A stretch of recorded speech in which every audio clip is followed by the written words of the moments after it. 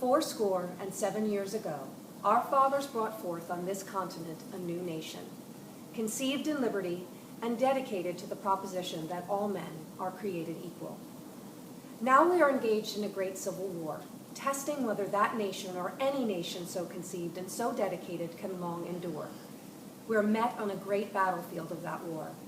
We've come to dedicate a portion of that field as a final resting place for those who here gave their lives that that nation might live. It is also altogether fitting and proper that we should do this.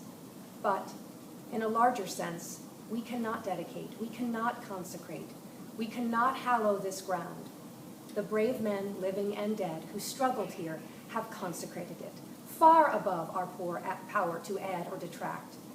The world will little note nor long remember what we say here, but it can never forget what they did here. It is for us, the living rather, to be dedicated here to the unfinished work which they who fought here have thus far so nobly advanced.